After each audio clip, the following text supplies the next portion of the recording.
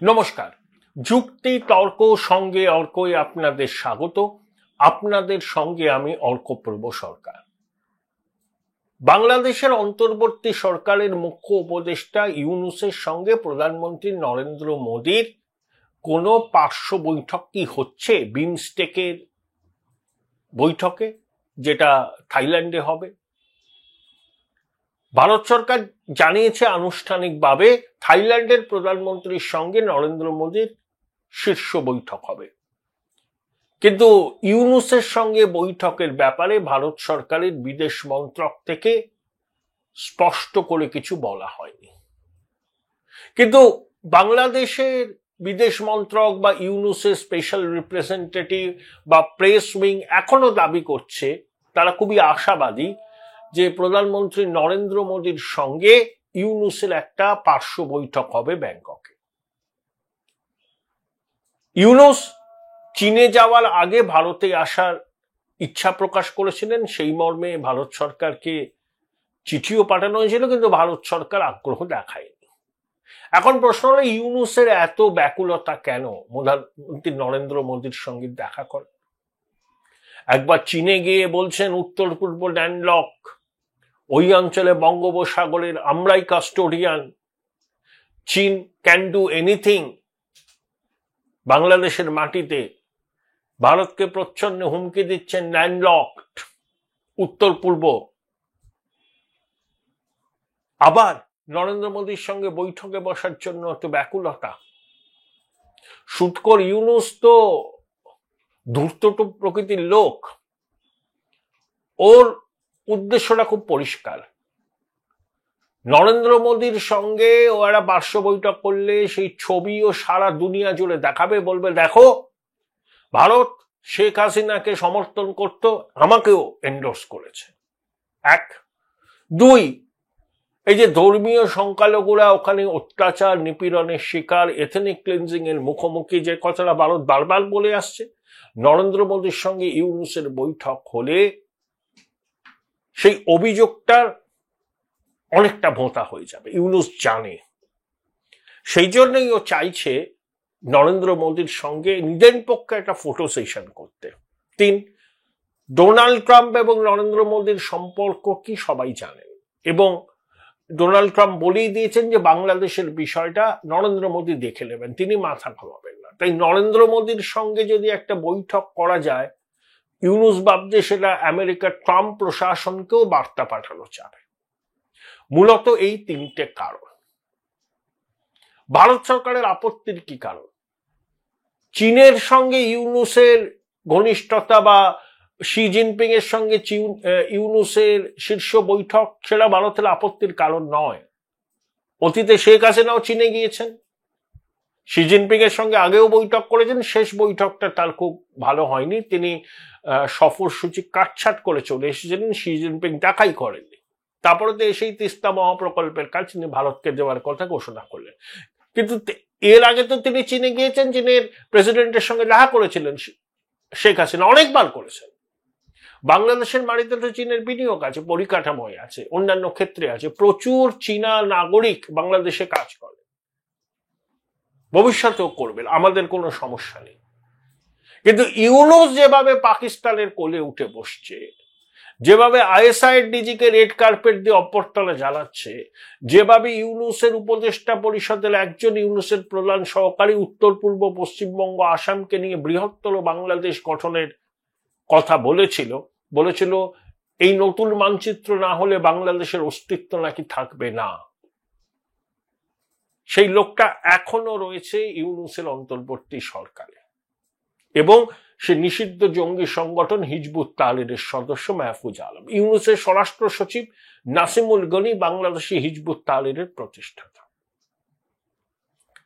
বাংলাদেশে মৌলবাদী জঙ্গিরা আস্ফালন করছে, ভারতের বিরুদ্ধে হুঙ্কার ছাড়ছে, চিকেন নেককে আক্রমণ করার হুমকি দিচ্ছে, জসিমউদ্দিন নায়মানি সহ অনেক সন্ত্রাসী খুলে আম ঘুরে বেড়াচ্ছে। এটা হচ্ছে ইউনূসের বাংলাদেশের অবস্থা। স্বয়ং নিউ ইয়র্ক টাইমসের প্রতিবেদনে বলা হয়েছে বাংলাদেশে ইসলামিক উগ্রবাদীরা আস্ফালন করছে, নারীর স্বাধীনতা ভুলুণ্ঠিত, ধর্মীয় সংখ্যালঘুরা বিপন্ন বোধ করছেন এবং ইসলাম অবমাননার অভিযোগ উঠলে সরকারকে অভিযুক্ত ফাঁসি নিশ্চিত করতে হবে। সরকার যদি ইতস্তত করে তারা এক্সিকিউশন করবে, হুমকি দিচ্ছে।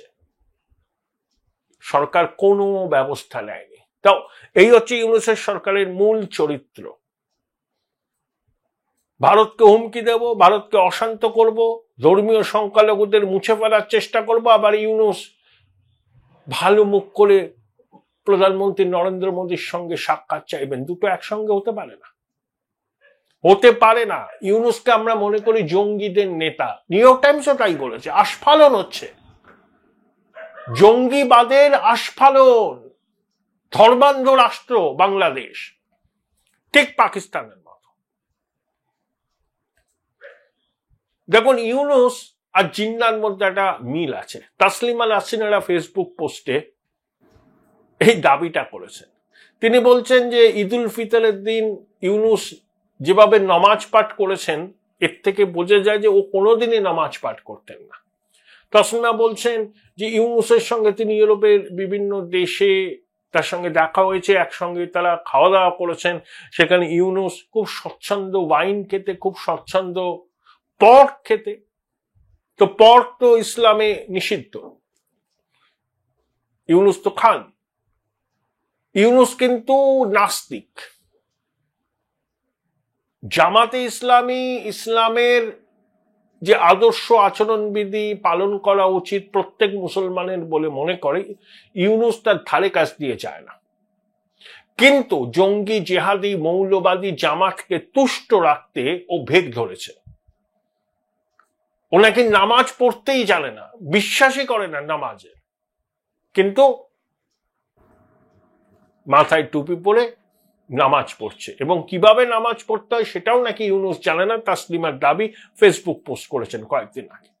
এবং একই সঙ্গে তিনি জিন্নার সঙ্গে ইউনূসের তুলনা করেছেন, যে জিন্নাও সবকিছু খেতেন, ভালো স্কচ উইস্কি খেতেন, ইংরেজিতে কথা বলতেন, 5 ওয়াক্ত নামাজ পড়ার লোক ছিলেন না।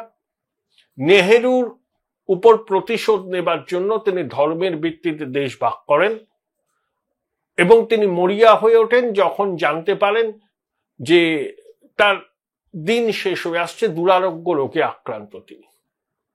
Join Indian Institute of Hotel Management now. Right choice, right decision. Ultimately নাকি জিন্না আফসোস করেছিলেন ধর্মের ভিত্তিতে দেশ ভাগের জন্য। মত ইটেন পাকিস্তান, ফেল স্টেট। আর ইউনূসও শেখ হাসিনার উপর প্রতিশোধ নেবার জন্য বাংলাদেশকে একটা ধর্মান্ধ রাষ্ট্রে পরিণত করছে, পাকিস্তানের কলোনিতে রূপান্তরিত করতে চাইছে। জিন্না নিজে কোনোদিন সেভাবে 5 ওয়াক্ত নামাজ পড়া মুসলমান নন, ইউনূসও নন। ইউনূস তো নাস্তিক। নেহেরুর উপর প্রতিশোধ নেবার জন্য ধর্মের ভিত্তিতে পাকিস্তান ভাগ করে জিন্না কায়েদি আজম হয়েছিলেন, যে ধর্ম নিয়ে তিনি বিশেষভাবে মাথাই গামাতেন না। আবার ইউনূসও সারা জীবন বাংলাদেশে বেশি দিন থাকেও নি, ঘোষিতভাবে নাস্তিক, সব রকমের খাদ্যাভ্যাসী অভ্যস্ত। শেখ হাসিনার উপর প্রতিশোধ নেবার জন্য সে জঙ্গিবাদকে প্রশ্রয় দিয়ে বাংলাদেশকে একটা ধর্মান্ধ রাষ্ট্রে পরিণত করছে। তাই পাকিস্তানের কায়েদি আজম জিন্নার সঙ্গে বাংলাদেশের আন্তর্জাতিক খ্যাতি সম্পন্ন বাটপার ইউনূসের অদ্ভুত মিল রয়েছে বলে তাসলিমা নাসরিন ফেসবুক পোস্টে দাবি করেছেন। আপনারা ভাবুন, তাসলিমার এই তুলনা কি একেবারে অযৌক্তিক? ইউনূসের আমলে বাংলাদেশ কি হয়েছে বা কি হতে চলেছে? বাংলাদেশ চলছে, ইউনূস বাঁশি বাজাচ্ছে, শান্তির ললিত বাণী শোনাচ্ছে, যার কোনো বাস্তব ভিত্তি নেই এবং নিজের পদের কোনো সাংবিধানিক ভিত্তি নেই। অনির্বাচিত একজন ব্যক্তি যিনি দখলদারি মানসিকতা নিয়ে বাংলাদেশের ক্ষমতায় এসেছেন, তিনি তার পদের বৈধতা পাওয়ার জন্য প্রধানমন্ত্রী নরেন্দ্র মোদীর সাক্ষাৎ প্রার্থী। দেহত্যাগ না করলে পদত্যাগ করে না অনেকে, ইউনূস হচ্ছে সেই প্রজাতির লোক। ৭১ বছর পর্যন্ত সে গ্রামীণ ব্যাংকের ম্যানেজিং ডিরেক্টর ছিল, যেখানে অবসরের বয়স বাংলাদেশের আইন অনুযায়ী ৬০। আদালতের নির্দেশে পদত্যাগ করতে হয়, তারপর আবার আপিল মামলা করে, সেখানে হেরে গিয়ে শেষ পর্যন্ত পদত্যাগ করে। সেই জন্যই ওরা হাসিনার উপর জাতক ক্রোধ। সেই প্রতিহিংসা চরিতার্থ করার জন্য দীর্ঘদিন চেষ্টা করেছে, সর্বতোভাবে জঙ্গি জিহাদিদের সহায়তা করেছে আমেরিকার ডিপ স্টেটের মাধ্যমে। যখন শেখ হাসিনা দেশ ছাড়তে বাধ্য হলেন, তখন ইউনূস উড়ে এসে জুড়ে বসলেন অবৈধ দখলদার হিসাবে। নির্বাচন করাতেও চায় না, নানা ছুতোয় নির্বাচন এড়াতে চায়। ছোট সংস্কার হলে ডিসেম্বর, বড় সংস্কার হলে জুন, সংস্কারের প্যাকেজ। কেন তেন প্রকারেণ নির্বাচনটাকে ডিলে করো। যদি একান্ত বাধ্য হয় যে নির্বাচন ঘোষণা করতে হবে, তখনও জেহাদি জঙ্গিদের উৎসাহিত করবে বাংলাদেশ জুড়ে সন্ত্রাস চালাবার জন্য। সেই সন্ত্রাসীদের লক্ষ্য সেনাপ্রধানও হতে পারেন, আওয়ামী লীগের কর্মীরা হবেন, বিএনপির শীর্ষ নেতারাও হবেন, মুক্তমনারা হবেন, ধর্মীয় সংখ্যালঘুরা হবে। তখন এমন একটা পরিস্থিতি হবে গৃহযুদ্ধের মতো, তখন আর নির্বাচনের কথা কেউ বলতে পারবে না। ইউনূসের এই পরিকল্পনাও আছে বলে অনেকে মনে করছেন। তবে প্রধানমন্ত্রী নরেন্দ্র মোদীর সঙ্গে ও সাক্ষাতের জন্য উতলা, তার মূল কারণ নিজের পদের বৈধতা আদায় করার জন্য, এবং সেই ছবি ওর ইকোসিস্টেম ছড়িয়ে দেবে। দেখো, বৃহৎ প্রতিবেশী ভারতও প্রফেসর ইউনূসকে স্বীকৃতি দিচ্ছে। এটাই ওর একমাত্র লক্ষ্য। দুরাত্মার ছলের অভাব হয় না। ইউনূসকে দেখে এই কথাটা আমার বারবার করে মনে পড়ে।